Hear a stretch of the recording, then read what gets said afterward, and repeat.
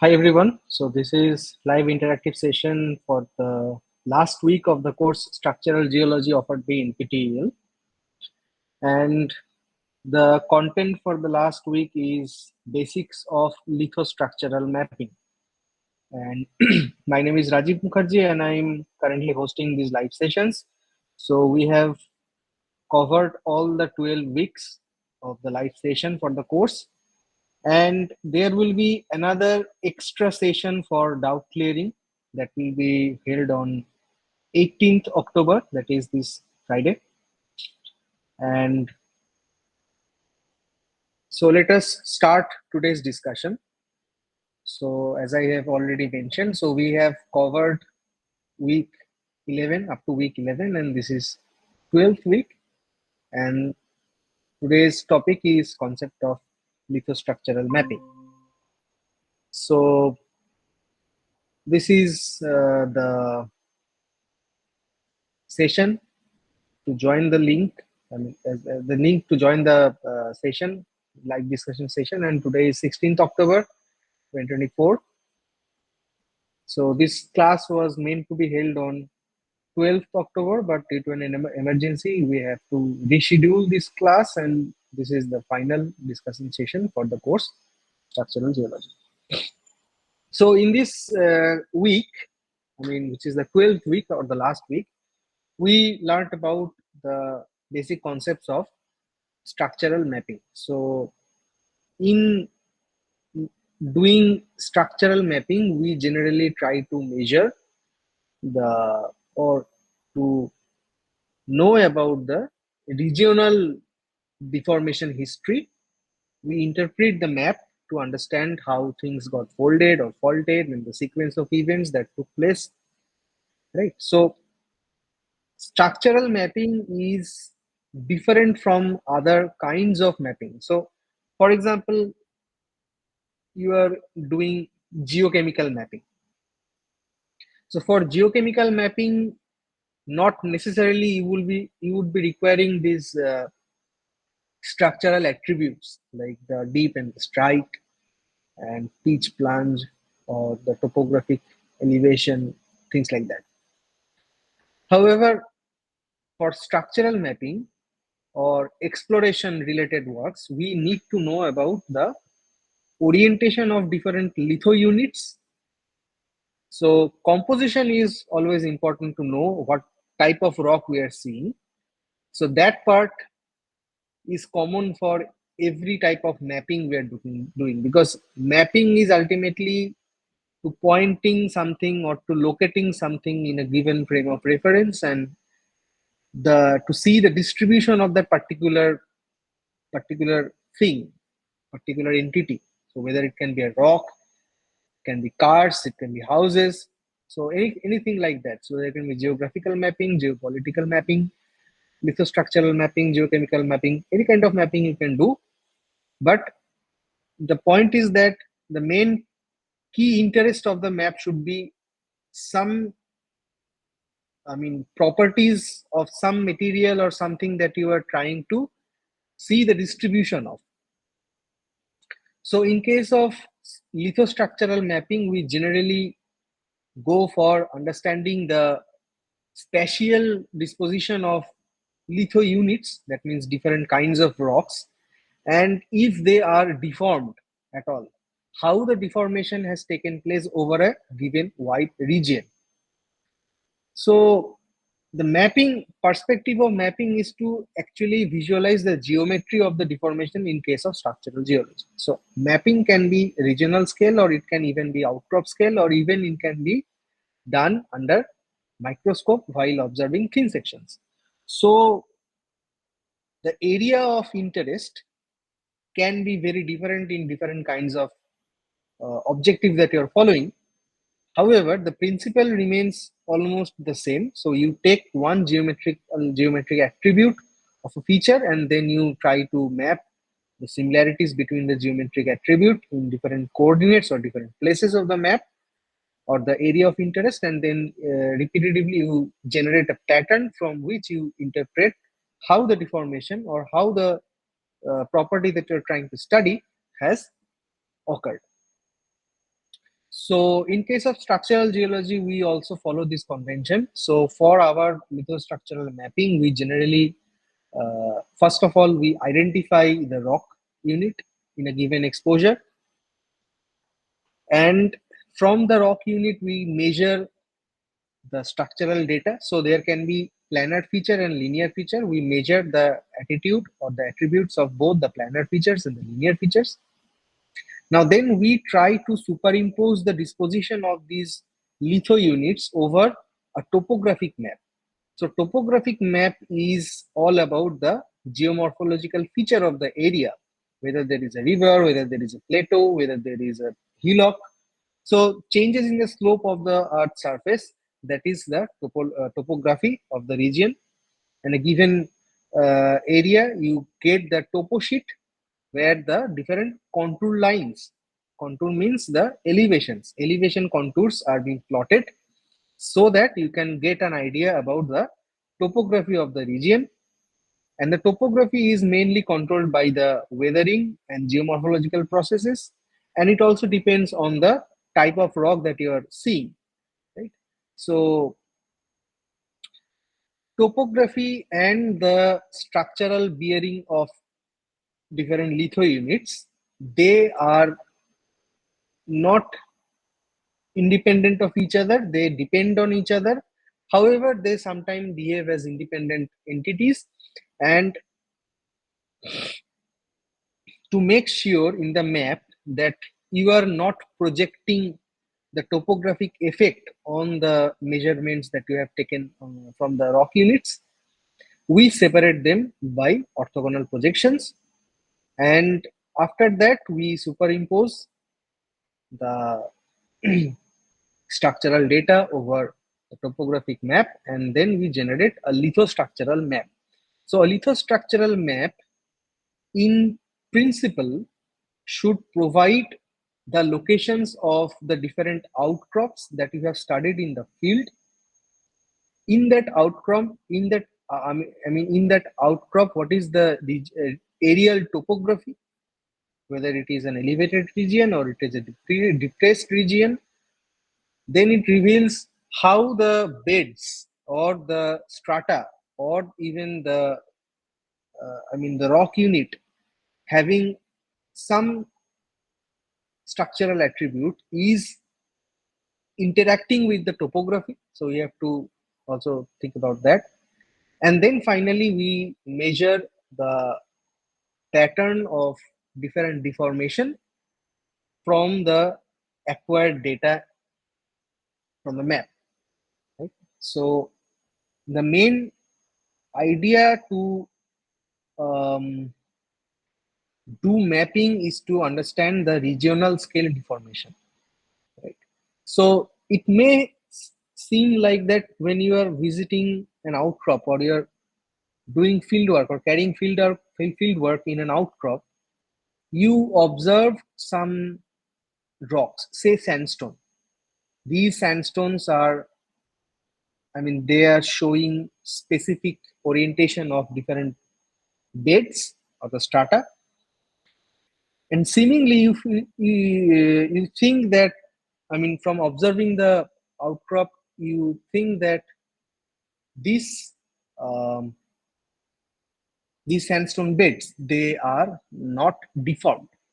You may come up to this conclusion just by observing the nature of the rock, internal signatures of any internal deformation or whatsoever. So you just come up to the conclusion that this rock unit may not be deformed.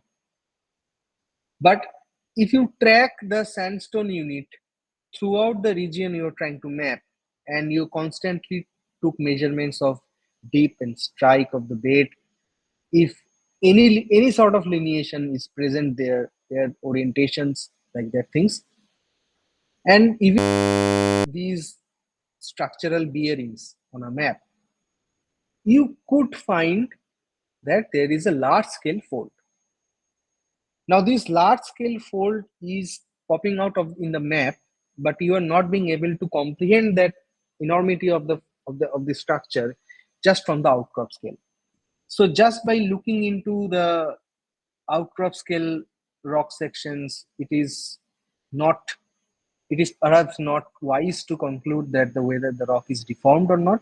Obviously, if you get small scale signatures like that, if you get some small scale folds or any signatures of ductile deformation, right? So these kind of structures we also look for in the field.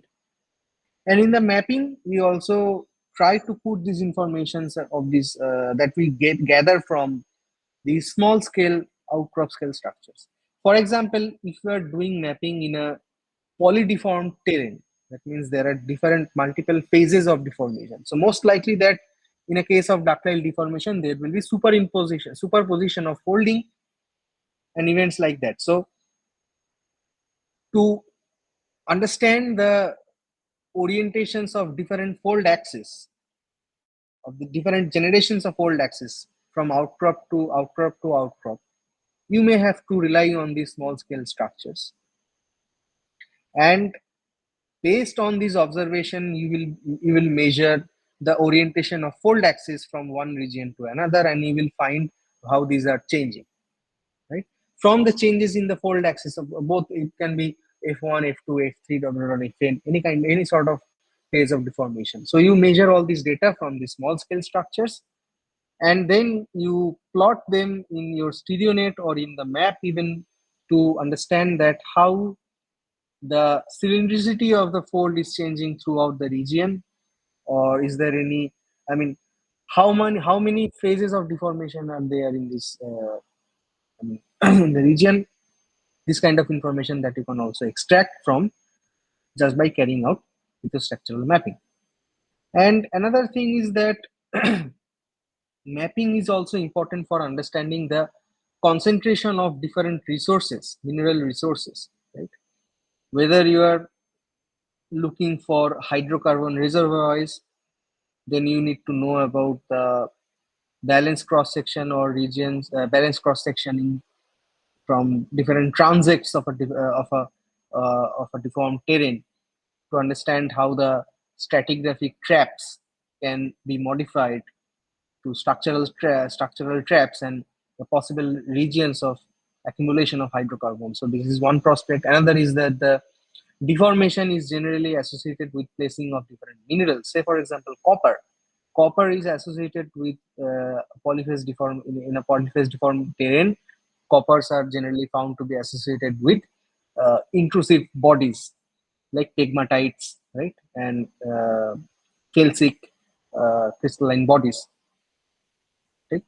So these kind of mapping is also required. So lithostructural mapping doesn't lithostructural mapping not only does provide information about the deformation of the terrain, but to link that deformation with possible resources that we can extract from that region. That is why lithostructural mapping is also important. So so for today's discussion session, we will be focusing on overall schematic maps.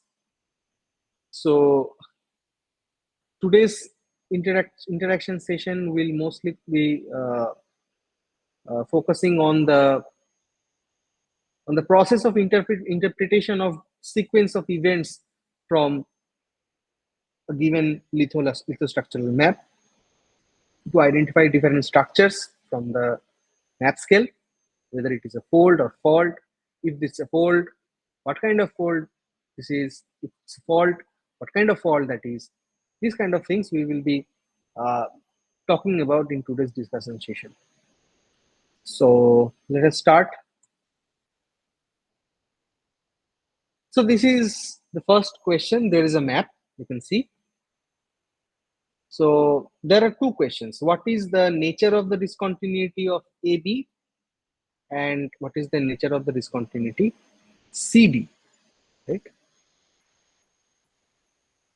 So for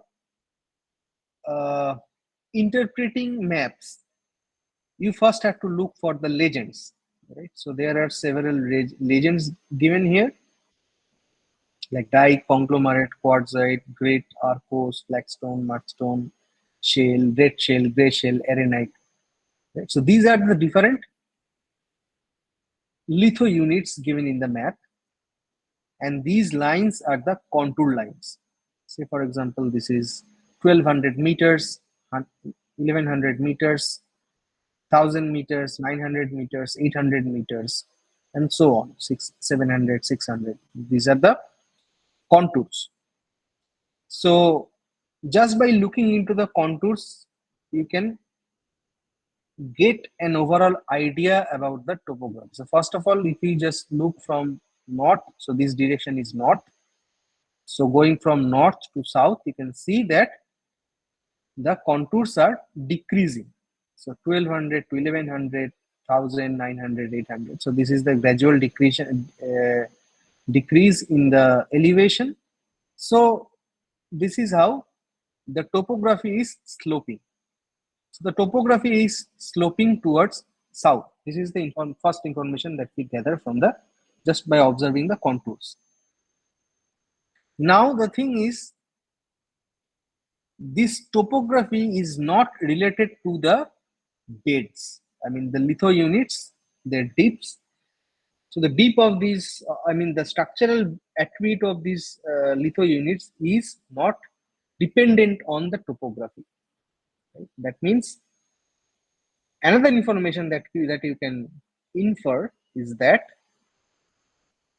since these traces of these litho units, right, they are cross-cutting the contours, elevation contours in fairly high angle without any change in their direction or thickness, average thickness.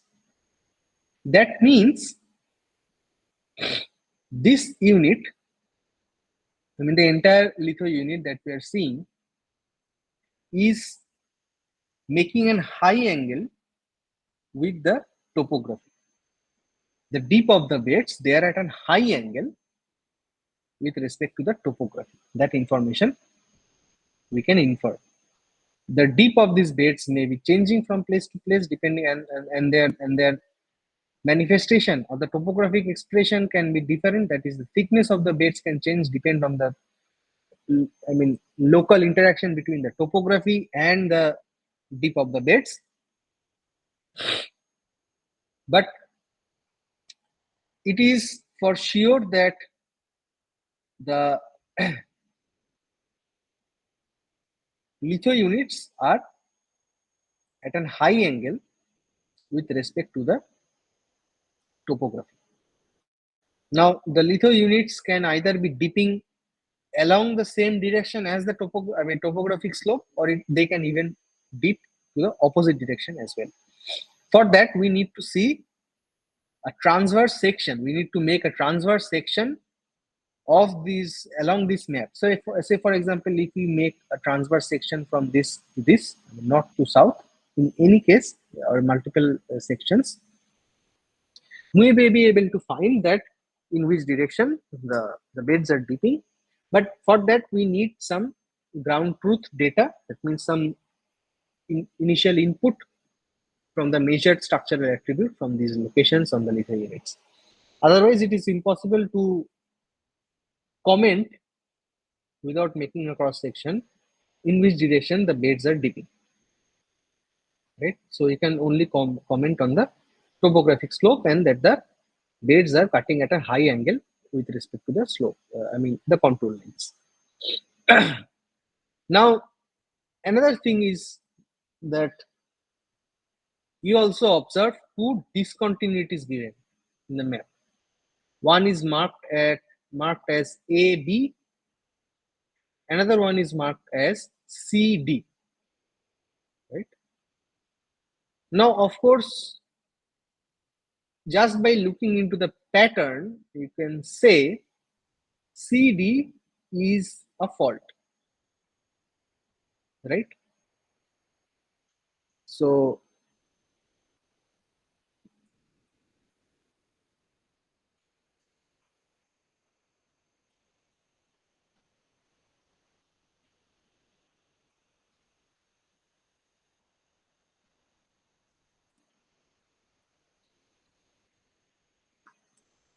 right, so this is the discontinuity nature of the So first information that we retrieve is that the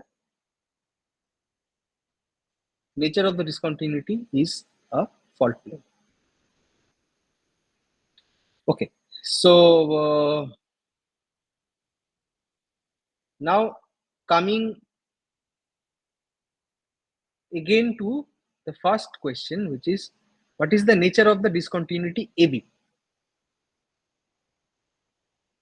So how can you, or how can we uh, comment on the nature of the discontinuity in this case? So the thing is, if you observe the contour patterns, the unit, this one, which is flagstones, and this one, which is a shell, different. So it is marking the boundary between two litho units, right? And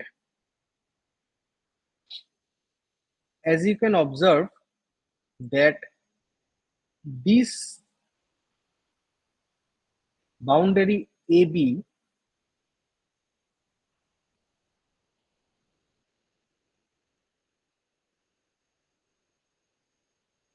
is cutting across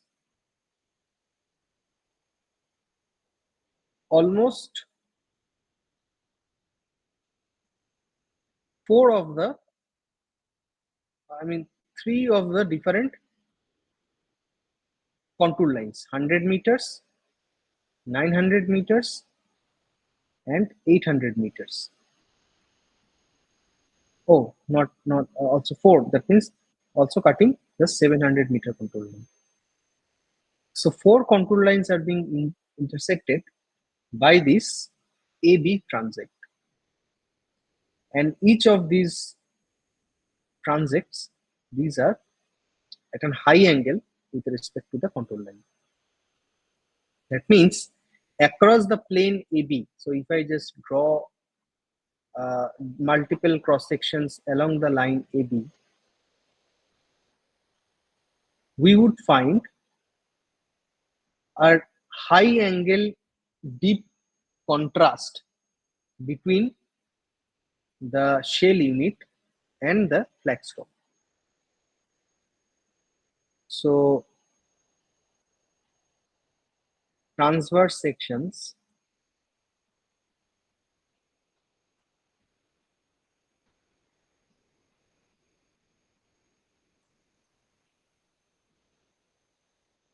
across AB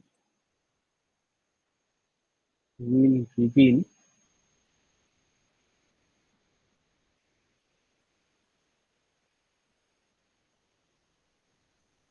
high angular difference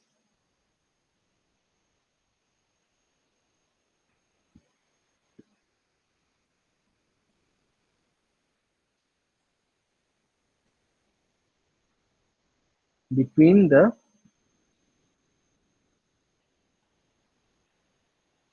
deep of the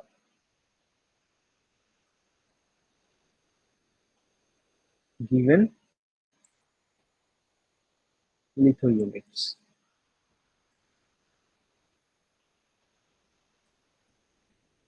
So AB is a possible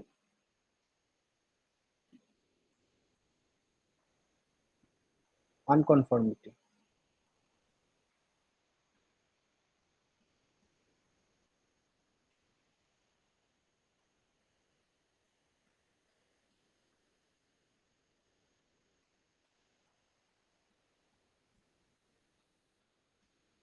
Right? Now, what kind of unconformity it can be? It can be, most likely it will be an angular unconformity. So there is a possibility that AB can be an angular unconformity.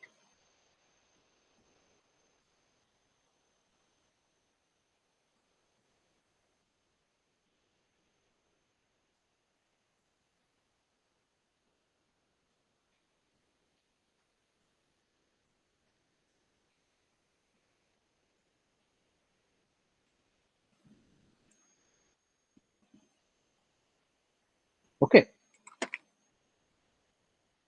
Now,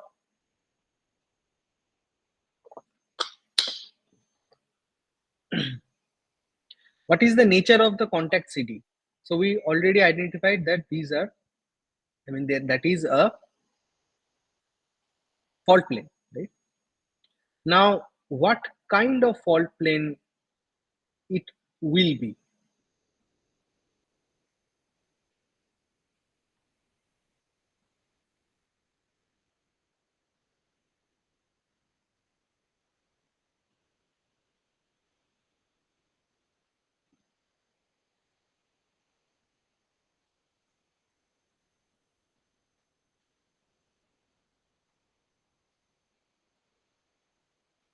So, one of the important notion, I mean, one of the important concepts that we have learned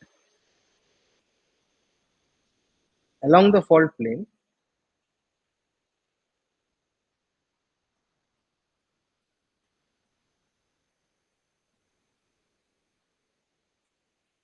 if you observe omission of strata,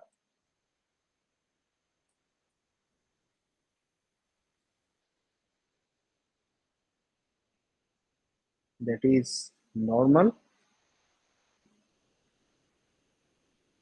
I mean, normal fault,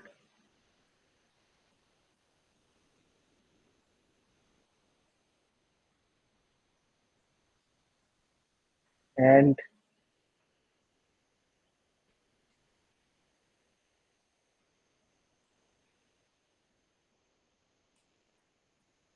repetition of strata,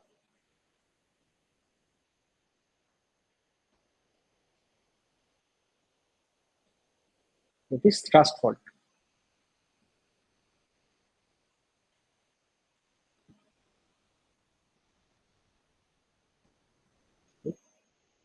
So, we observe that this unit, then again this unit, then again this unit, then again this unit, the dike, they are being repeated consequently along the fault plane.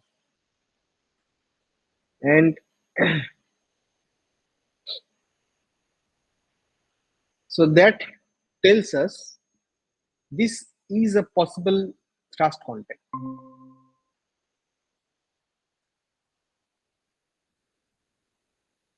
So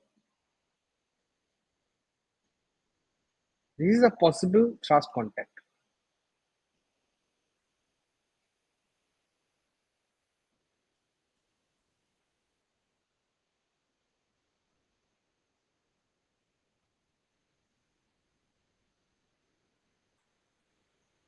So if the beds were being exactly vertical with respect to the regional topography,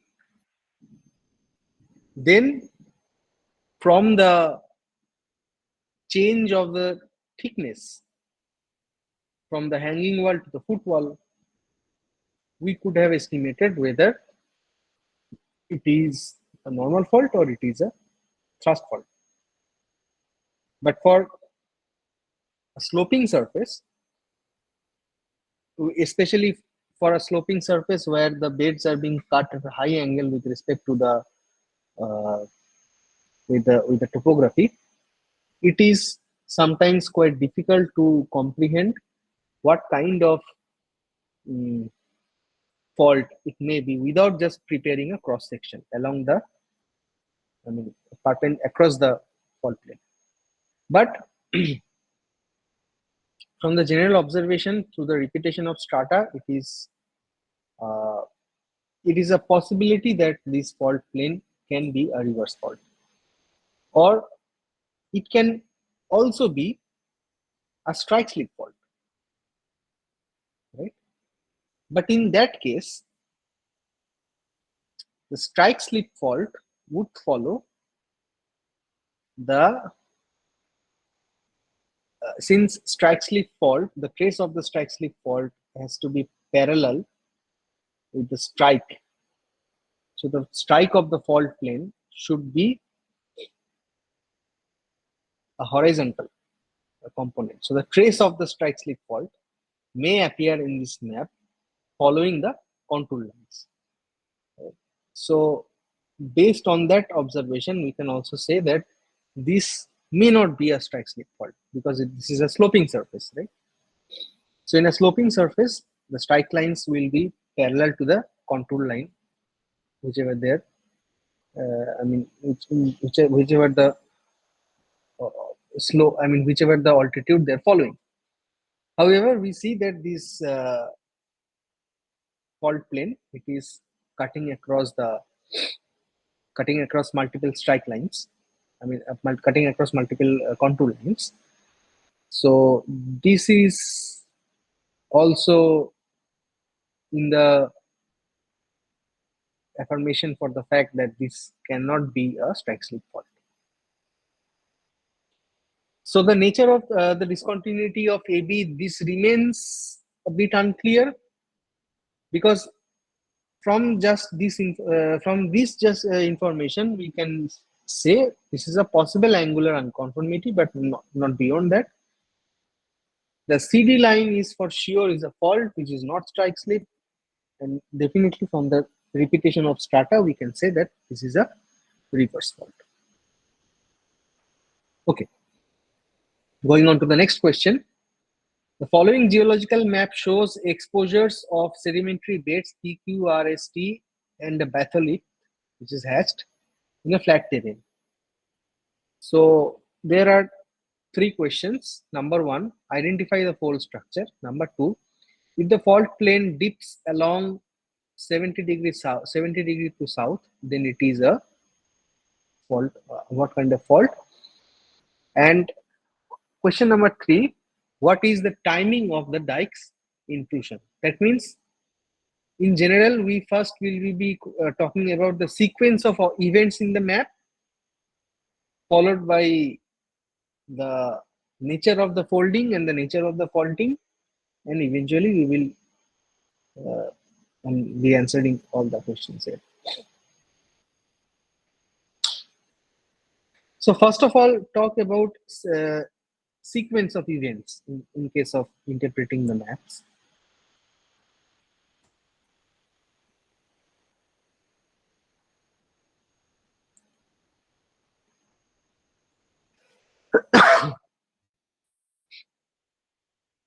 So what can possibly be the sequence of event?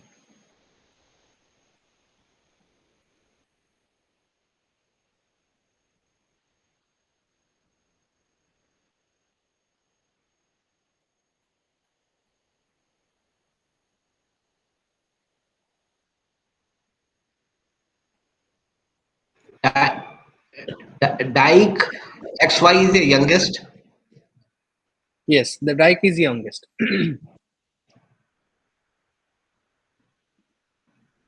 So A fault is mid between. Fold is initially folding has been done, which is disturbed by the fault, and dike has cut across all the dithon units as well as structures.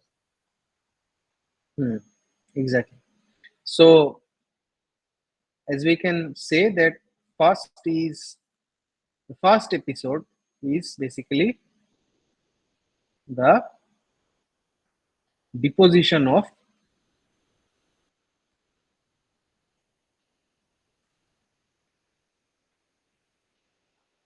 PQR, right? Then unconformity,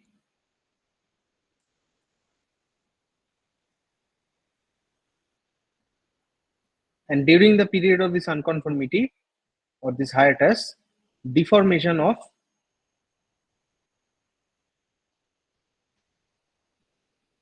or folding of PQ and R, right? Then deposition of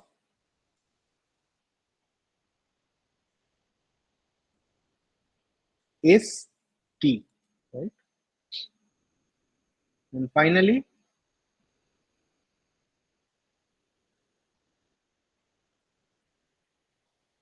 fault FF dash. The next one is batholith intrusion,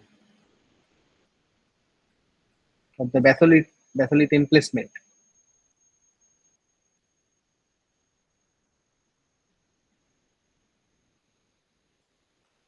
And finally, dike intrusion.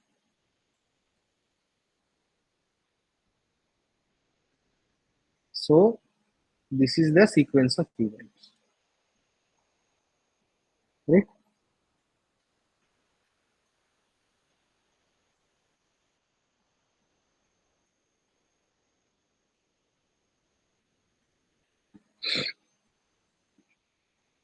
Now, what kind of fold it is? This is definitely an antiform, right?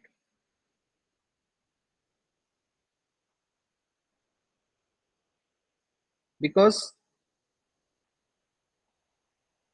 the antiform contains older Beds are lithal dipping units away. in the core. Yeah. Beds are dipping away. That's why older is inside, but beds are dipping away. Hmm. Exactly. From I mean, going from the core to the boundary of the fold, following the deep direction of the different limbs. If you find consecutively younger beds, that means this is an antiform. If the reverse happens, then that is a synform, right? I mean, in this case, we should mention as anticline.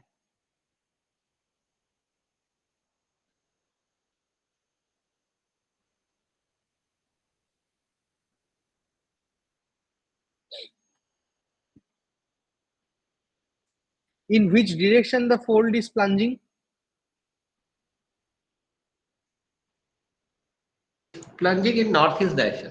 And northeast, if Exactly. north is upward, then it's northeast. Hmm.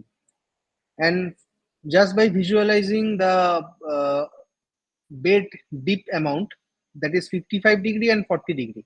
So these are gentle to moderate dip of the beds. In spite of that, we see that the curvature of the fold, I mean the curvature of the hinge line is gentle to tight. Yeah, that tells us this fold is steeply plunging. So this is a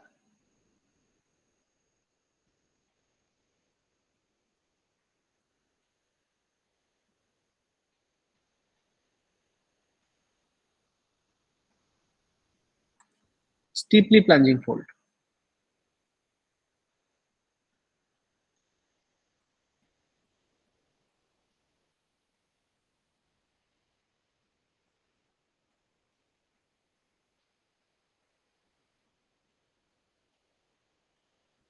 Now the given thing is that if the fault plane dips 70° to south, so this is the orientation of the fault plane.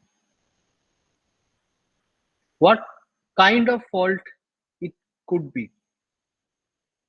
Is it a strike slip fault, a normal fault, or a reverse fault? Normal fault. It's a normal fault.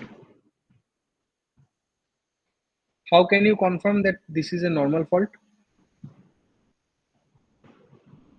Because the down uh, hanging wall is down thrown. Yeah. See, say for example, you have a fault. So say you have a fault like this. It really strikes also. Yeah. So you have a fault like this and you have a fault. Right? So if this fault is normal fault, that means it is going down. So we can draw it like this.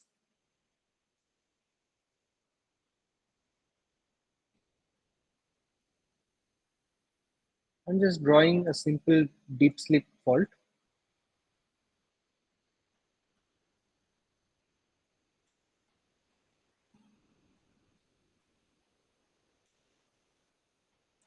right? So you will have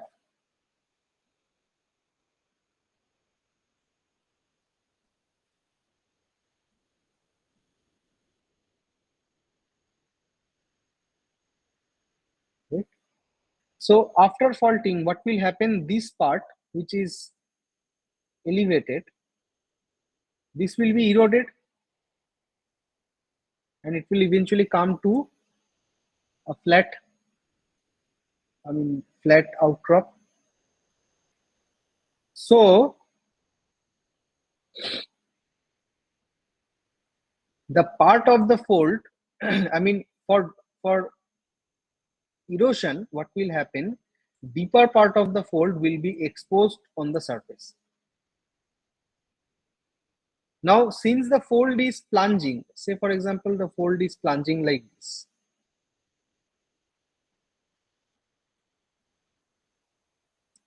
This is the plunge of the fold.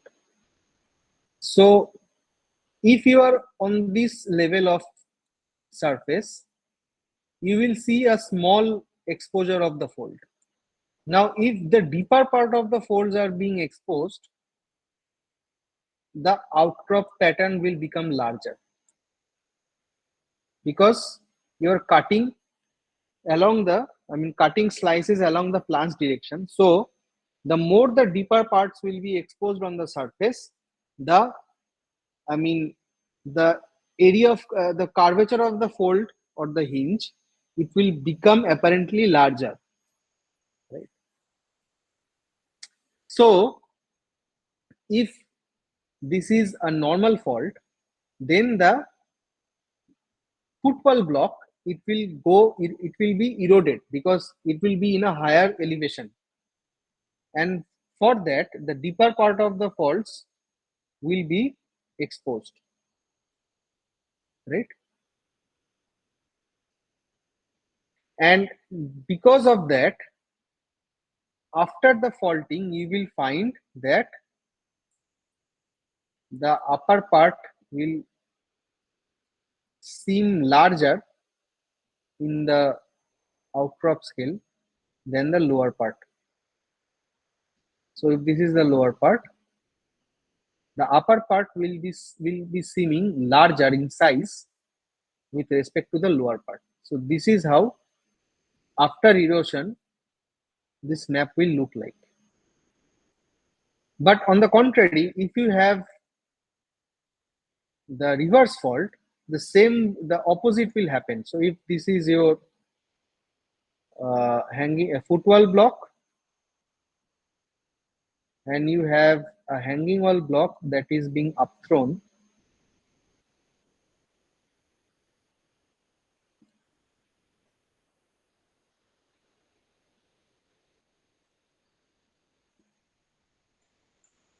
this is your fault,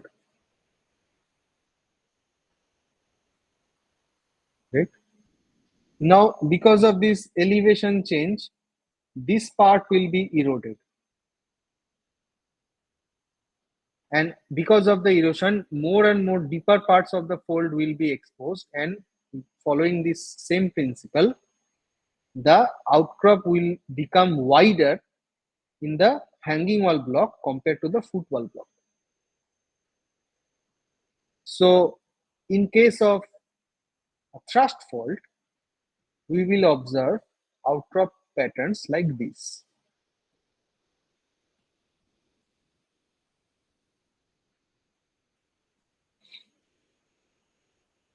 right? So if this is the dip direction, this will be the fault direction. So in case of our map, we are seeing that the lower part has a larger extent than the upper part. So since the map is not complete on the left side, so we are not able to actually see that whether this thing is symmetric on both the side or it is just shifted along the right side. So the possibility is that this fault can either be a thrust fault or reverse fault, or it can be a strike slip fault. So it cannot be a normal fault and a strike slip fault, but it of course can become a strike slip fault or a reverse fault. To comment fully on the nature of the fault, we need the other half of the map where the left side is exposed, that means towards west. So if the map towards west is given, and if we see that both the sides are symmetrically enlarged compared to the footwall block, then of course this fault is a thrust fault. If we simply observe that the pattern is not symmetric, that means they are shifted along east on both the side, that definitely would mean it is a strike slip fault. It can also be an oblique slip fault, but even for an oblique slip fault, this uh, displacement with this offset, the offset will be different for different limbs. So if we see the western projection of the western limb, if you see that the offset is different from what we are seeing in the eastern limb, that would mean it is an oblique slip fault. For an oblique slip fault, then we of course need to find out the cross section to understand whether it is uh, a reverse fault or a normal fault.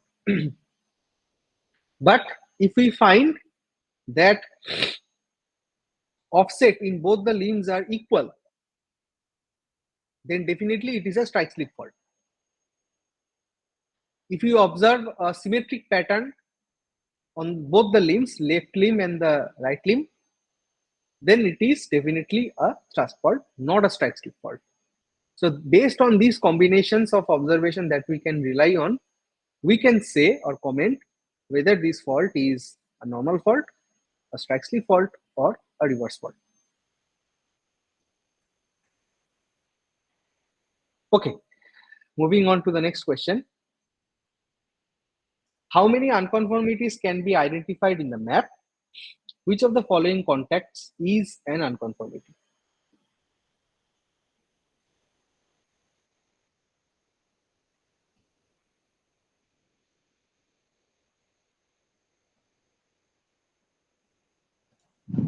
Hello. Yes. One unconformity between granitic gneisses and red sandstone. This is unconformity, is non-unconformity. And this angular orthoquarsite and this limestone, this is Exactly. angular unconformity there. So It is this cut across one, by. this one is an unconformity, of course. This contact is an unconformable contact with orthoquarsite and red sandstone and black shell and limestone. And another one is between the red shell and the chart, right? So there are three contacts.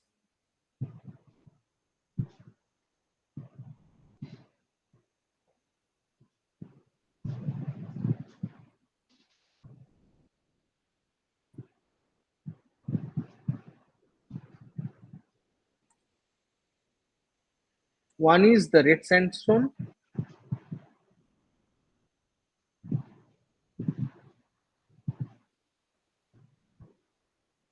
and the granite gneiss,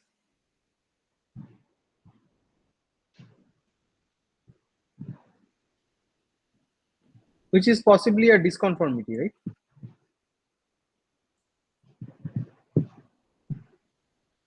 Another one is orthoquarsite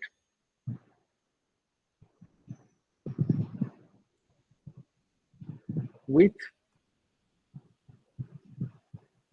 red sandstone, black shell, limestone, and finally number three is chart and red shell. These two kinds of unconformities, these are angular unconformities.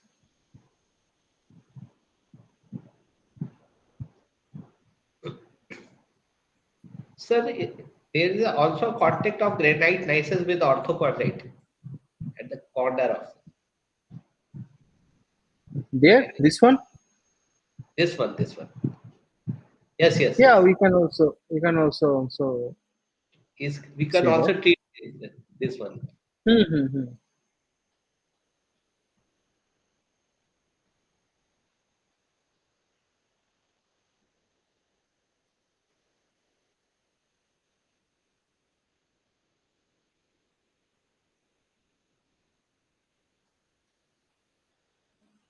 So it can be an angular disconformity.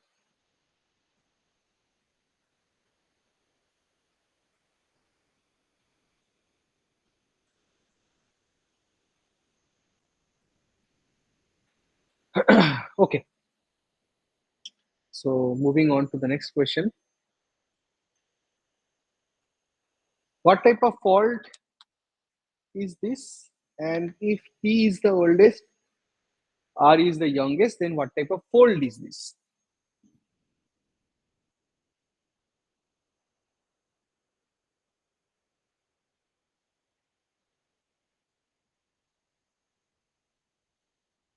Fold will be if oldest is inside, then it will be antiform, Exactly. anticline, The fold will be anticline.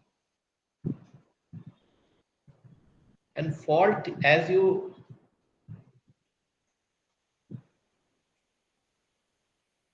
now the thing is it can be either anticline or it can also be also be a syncline if another limb is uh, if it will be closer at the top end, then it will be the anticline. hmm. Now the thing is this can either be anticline or it can also be a synformal anticline. I mean it can be purely antiformal anticline, which is anticline, and it can also be a synformal anticline. Both can happen because the deep of the beds are not given, right?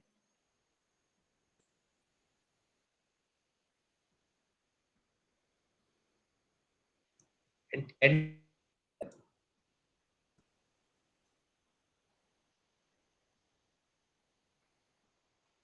Now, what can be the nature of the fault? If we assume that the fold is an anticline, what kind of fault it should be?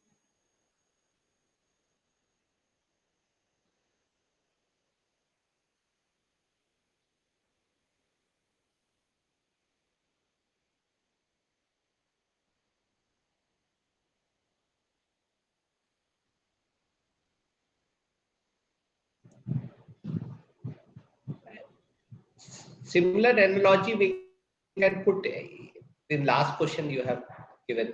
Hmm, hmm, hmm, hmm, hmm, hmm. It can be a thrust. Yes, it can be a thrust. So,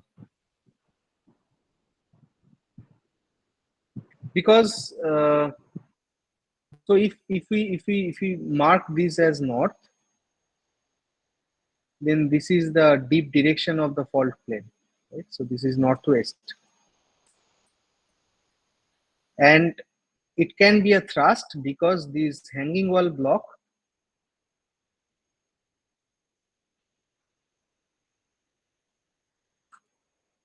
has higher thickness compared to the footwall block.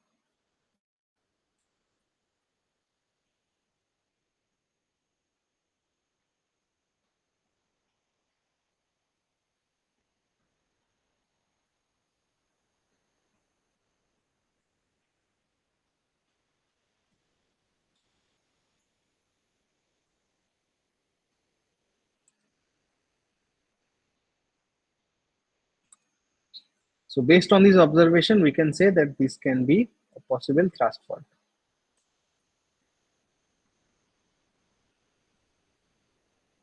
Not possibly thrust fault, we should say it as reverse fault.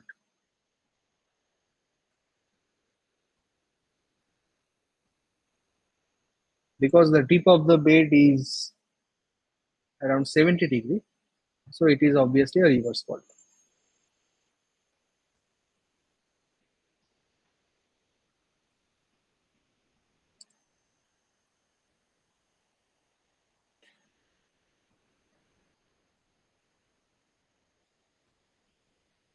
Okay, so moving on to the next question.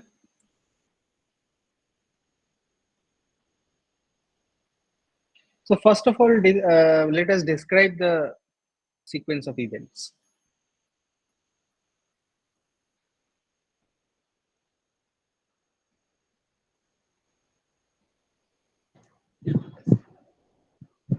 Is initially P is deposited, then Q R S P Q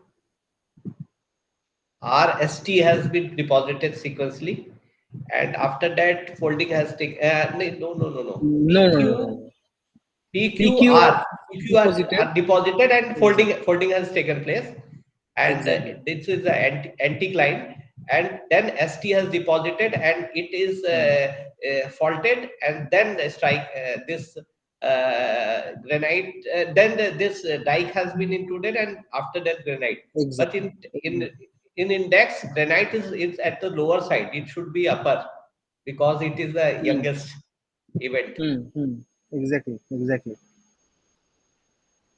So just as we have mentioned, so let us write the sequence of events. So first of all, deposition of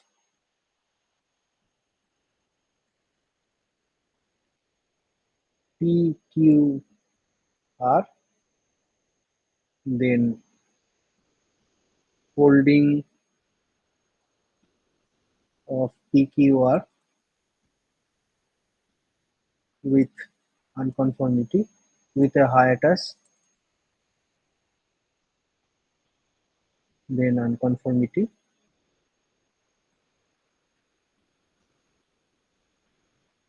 then comes deposition of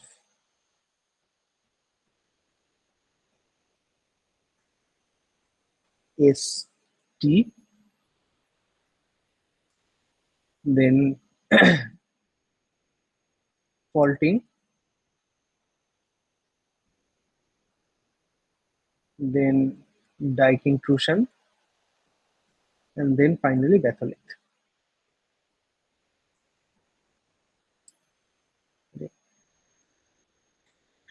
And what is the nature of this fault?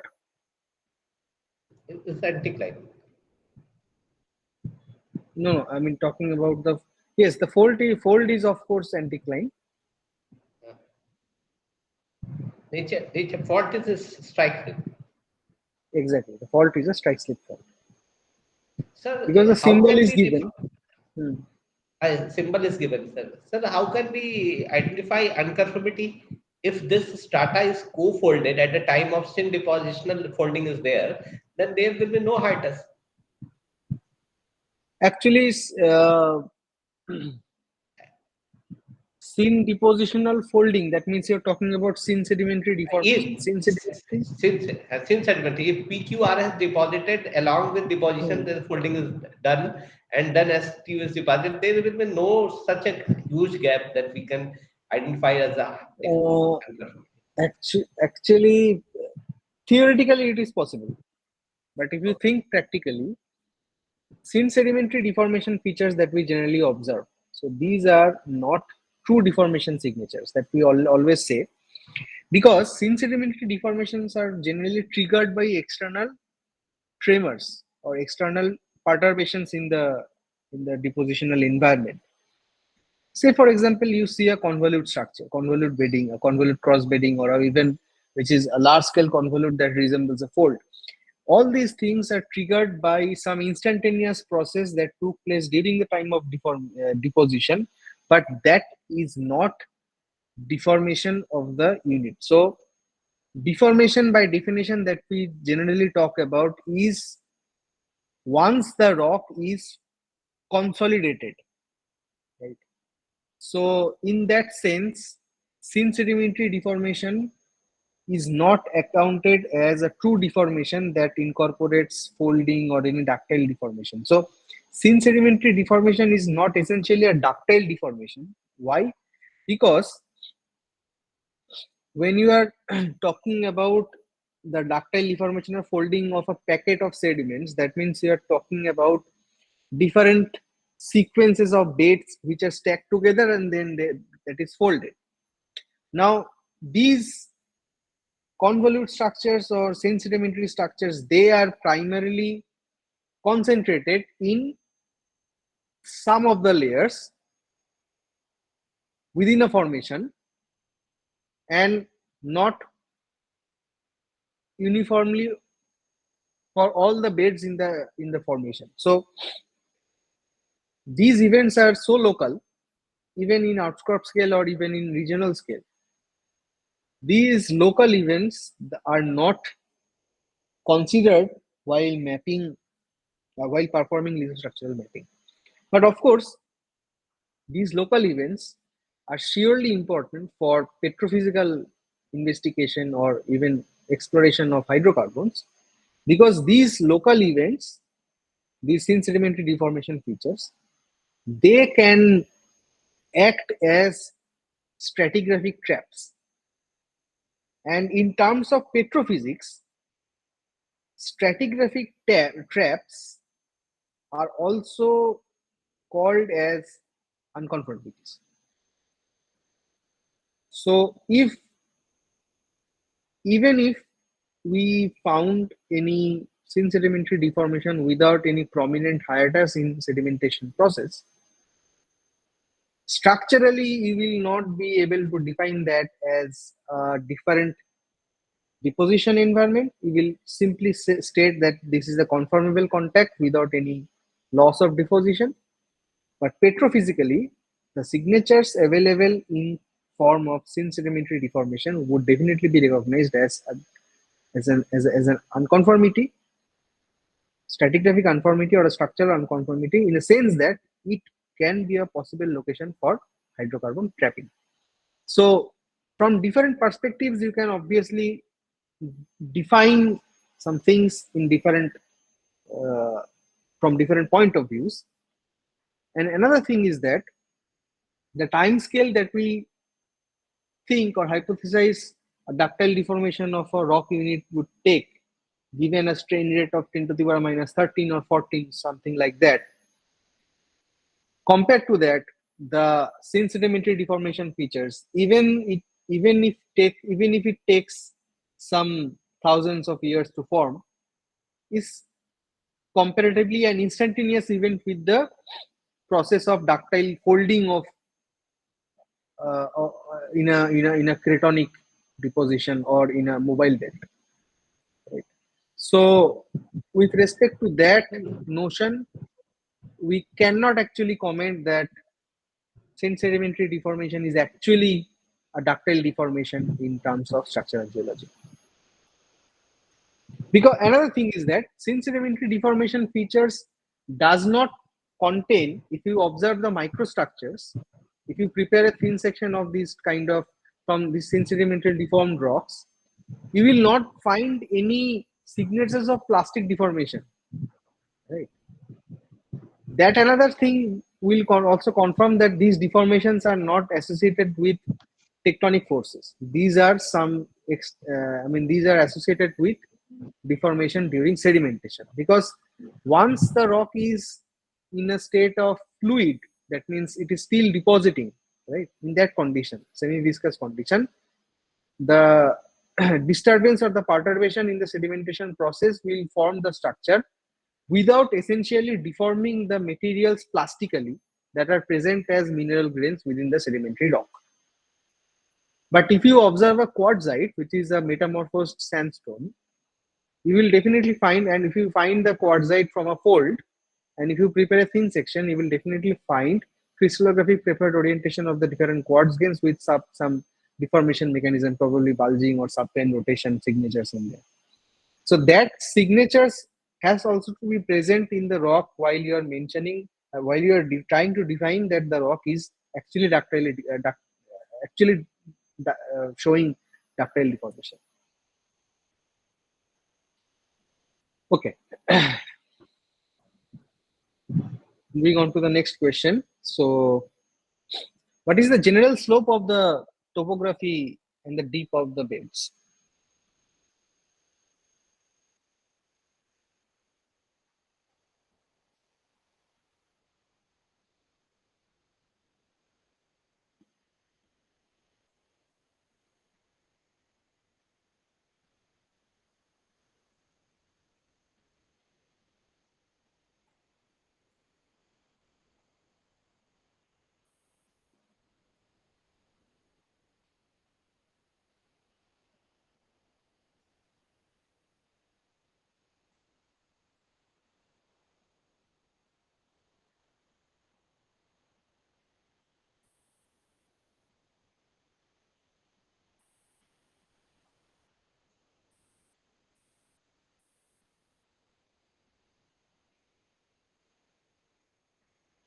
The slope is generally southeast direction.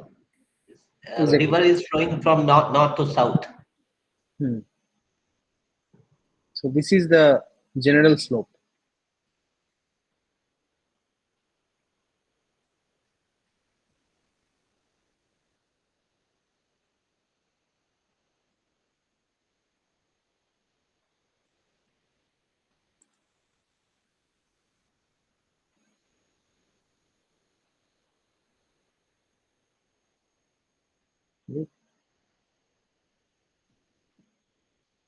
River is flowing from north to south. Exactly. So if this is the slope direction and this is your river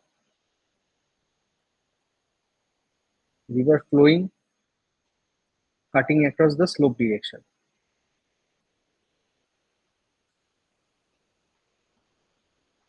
So if a river follows parallel to the slope direction, so if this is slope and this is the river direction, river flow, if these are parallel, then they are consequent rivers.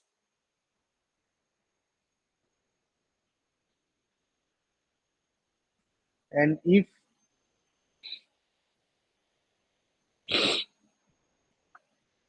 slope and the river flow are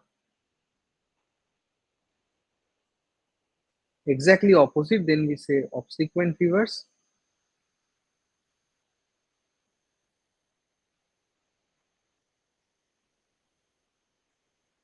Now this is something which is oblique to the flow direction, right?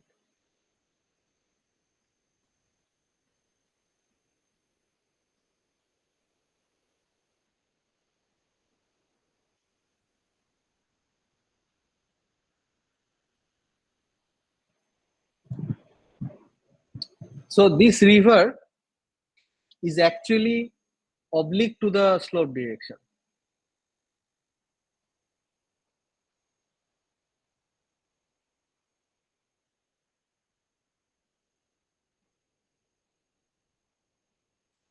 That means this is a subsequent river.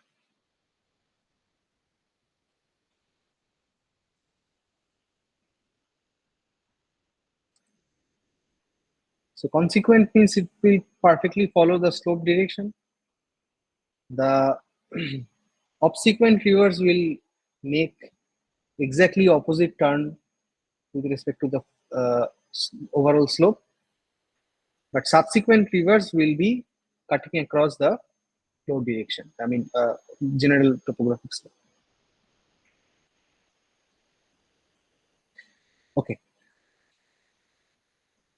So the outcrop pattern of folded sedimentary strata on the given map below represents culmination of antiform, culmination of synform, depression of antiform, and depression of synform.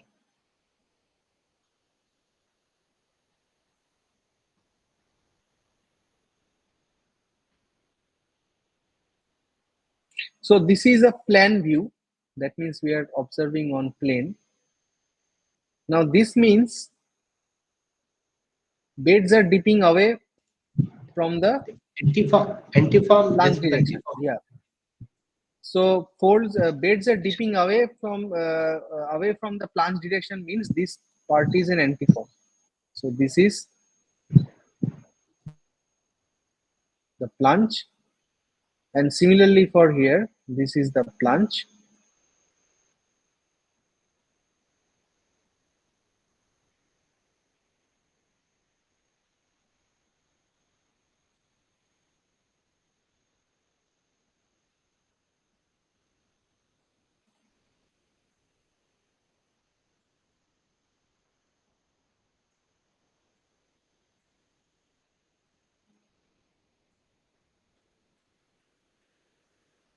So obviously the fold will look like this.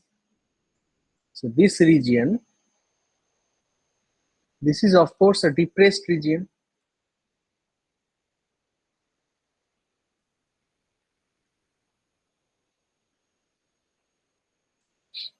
That means this is depression of antiform. Correct? So culmination of antiform would mean, so this is an antiform.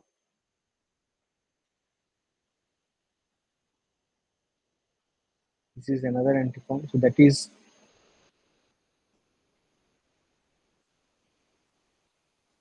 culmination of antiform would look like this. So the plunge will be away from the peak point.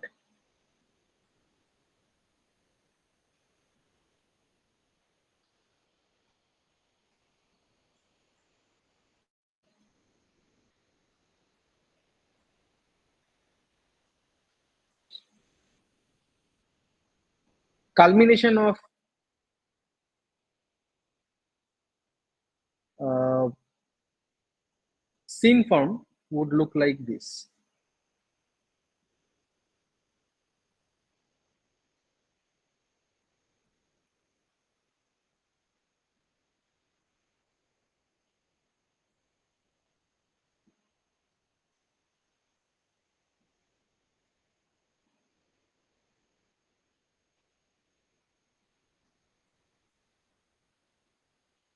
Like this. How culmination will take place? So that means culmination means they're joining at, I mean, they're meeting at a higher point. So these are, buckle instability of the, I mean, non-cylindrical synform may produce this kind of culmination. And again, for depression,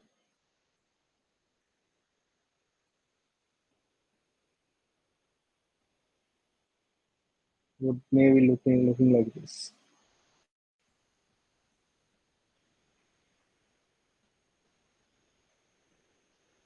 So these are non-cylindrical folds, of course,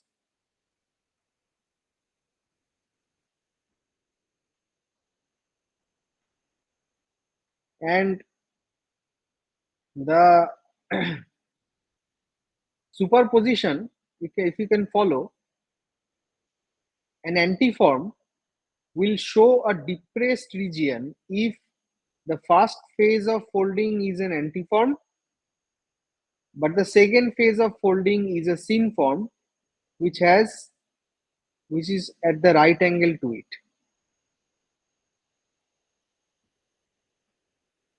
So the fold axes are perpendicular to each other, and then the axial planes are also perpendicular to each other. First phase is uh, an antiform, but the second phase is a synform. Then the superposition would create a depression of antiform. In this case, the first phase is an antiform, and the second phase is also an antiform.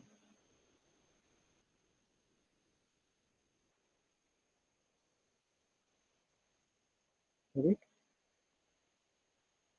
Then they are at right angle and they would produce these kind of non-cylindrical folds. In case of culmination of antiform, sorry, synform, we have an initial synform, and the second phase is of course an antiform.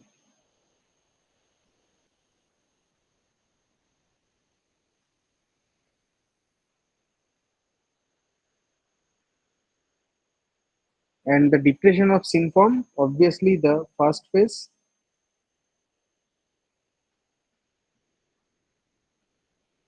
and the second phase, both are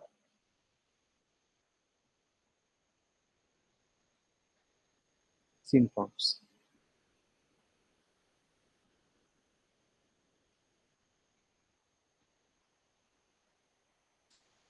So this is how this kind of structure would form.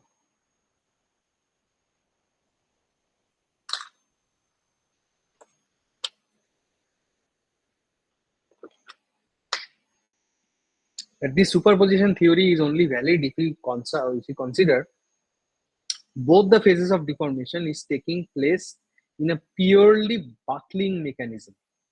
We should not allow shear flow in this model to explain the depression and the culmination. Both the phases of folds, they are essentially are generated from buckling instability. Only then it is possible to explain in this way. Otherwise, we have to introduce, if we introduce the shear flow model, it would be different. Okay. So this one shows the geological map given below shows beds in a normal stratigraphic order. Which of the following statements is true in respect to the features near locations P and Q? P is an anticline and Q is a syncline. Q is an anticline and P is a syncline. P is an outlier and Q is an inlier. And Q is an inlier and Q is an outlier and P is an inlier.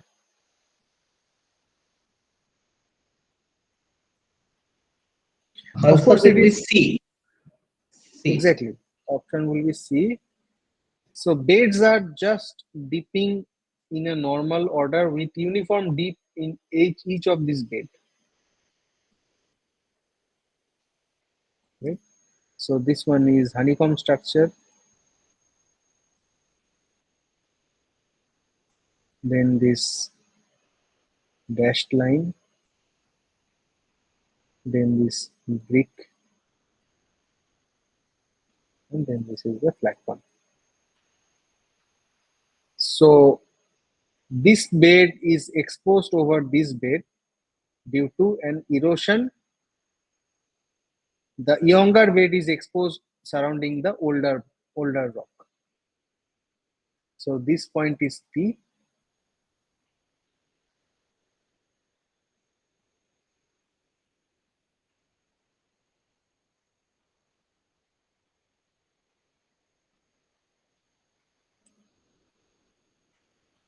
So this is an outlier.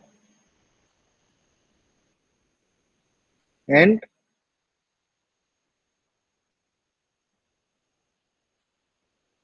this unit is exposed in this rock unit, last unit. Maybe there is an erosion. Of course, there is a river.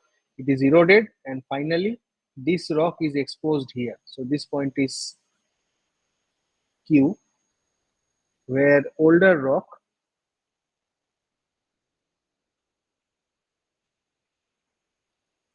is exposed over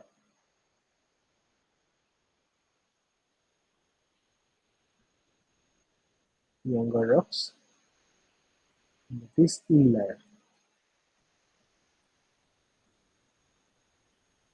So for Q, we can also say is as a window. Yeah, it can also be window, but that would require a thrust plane essentially. Window and clippe, these nomenclatures are associated with thrust contact. So if there is a thrust contact, obviously we can say it's a window. But I don't, recommend using window and clipe, these terms, in normal or conformable contact. It only will be appropriate to use for non-conformable contact along a decoloma or a Okay. thruster. Okay. Okay. Thank you. Thank you. Hmm. Okay. So the cross section shows a thrust fault with an associated fault related fault. For the hanging wall, which one of the following combinations PQR is correct? Option A, ramp P, flat Q, fault bend fold R. Ramp P, flat Q, fault propagation fold R. Flat P, ramp Q, fault bend fold R. Flat P, ramp Q, fault propagation fold R.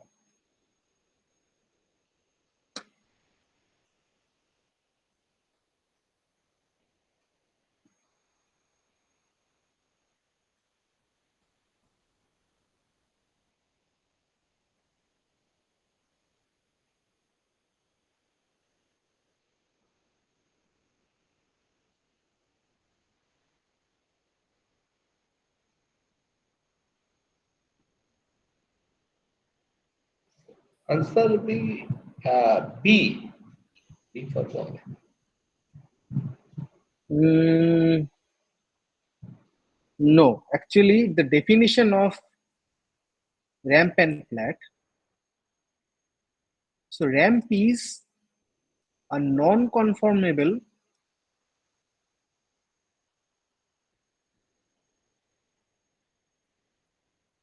contact between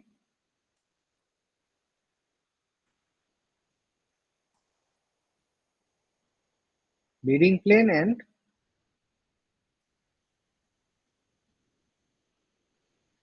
the thrust, or we can say decoloma. So, say for example, these are the bearing planes, and this is the thrust. So this plane is, so if this is the footwall block, so with respect to footwall, this contact is a ramp. But again, if the fault plane goes like this, then it again becomes flat for the foot wall. But here, if we observe the hanging wall, the beds for the hanging wall will be conformable with the part here. So this may be the flat for the hanging wall. So this is the hanging wall, and then again, if it is going up here, this contact will become a ramp for the hanging wall. So the general convention is you look for the strata on specific walls of the fault. If so, whatever is ramp with respect to footwall will be a flat with respect to the hanging wall, and whatever is a flat with respect to a footwall would be obviously the ramp with respect to the hanging wall. So from that perspective, option C is correct, because this is the hanging wall and this is the footwall, right? So this part is of course a flat for hanging wall. However, this part is of course a ramp for hanging wall. And the entire sequence, since it is folded like this is a fault bend fold because of the influence of gravity. So fault propagation fold is not essentially generates from gravity, because there is no component of gravity when it is thrusting upwards, that kind of fold is associated with the differential stress from the acceleration of the fault plane or the thrust plane. However, fault bend fold, they are associated with gravitational collapse once they are coming up the thrusts. So option C will be correct: flat, ramp, and fold, fault bend fold. So defining a flat ramp geometry in a thrust contact always relies on which wall you're talking about, whether you're talking about the foot wall or whether you're talking about the hanging wall. That's how you will be differentiating between the ramp, flat, and the entire fault propagation or fault bend fold geometry. Okay, so this is the last question. So describe the sequence of events and determine the nature of the fault.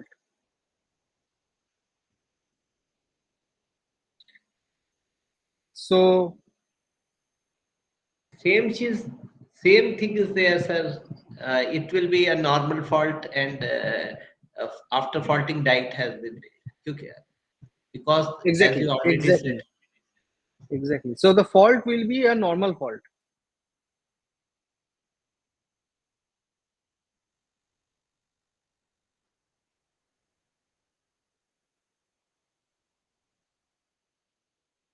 or is it? No, I guess it will not be a normal fault. It will be a thrust fault. it is a syncline. It is anticline. Yeah, it is an anticline Anti because the dates are dipping away from this direction, right? And the fault plane is dipping like this.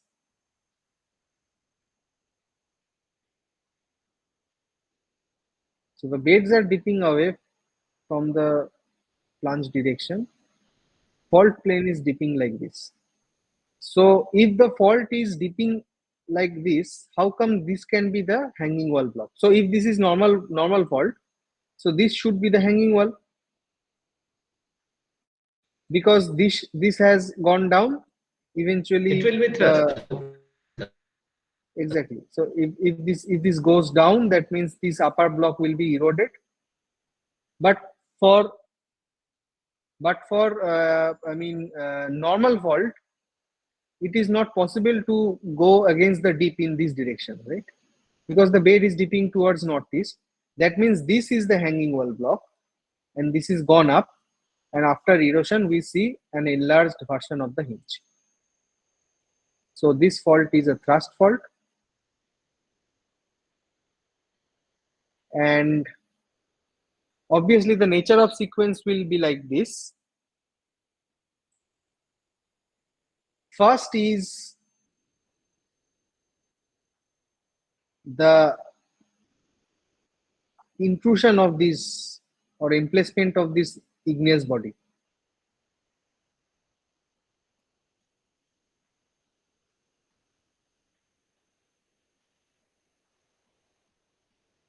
Because the continuation is terminated across the fault plane, we cannot see what happens in the next block, right? So this means this is an unconformable contact. So this is an unconformable contact. So this is an unconformity.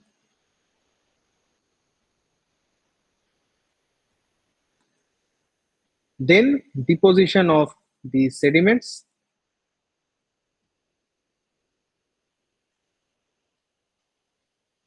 and then the folding,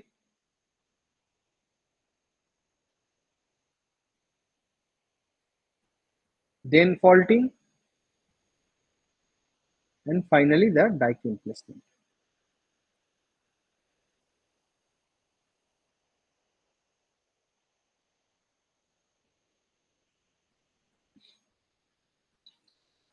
Okay, so this is the sequence of events and the nature of the fault from that we observed in the map. So this is this is all for today's discussion on the basics of lithostructural mapping. And we will have a final discussion session on this Friday, I guess. So that is, a conclusive session. I mean, covering all the materials of the course, all the contents. So On Friday on Friday, at which time? on Friday at the same at this time, and we will be discussing about all the contents as a whole that we learned in this course, structural geology. And if there are any specific doubts or any specific topic that you want to discuss on, you can obviously talk about that. Apart from that, we will solve some generalized questions which may be important for the final examination for this course. But we will also be talking about some other aspects. If specifically if there are any doubts on this course till now, we can try and resolve on that day. So Sir, yeah, there is a query. On Friday, I am some busy. Is there? The recording will be available of Friday. yeah. Friday. The recording will be available. Yes, the recording will be available. Yeah. Achha, final exam will be online. Online multiple question. Yes. Online multiple questions. Yes. We have to go to center or from home we have to do. No, I guess you have to go to some centers since these are online examinations controlled, computer-based tests (CBT). So you may have to appear in some centers. They will send Okay. you the admit card and registration. What important documents. Okay. So Thank you. that's all for today. So I will again meet on Friday. Thank you. Bye. Thank you, sir.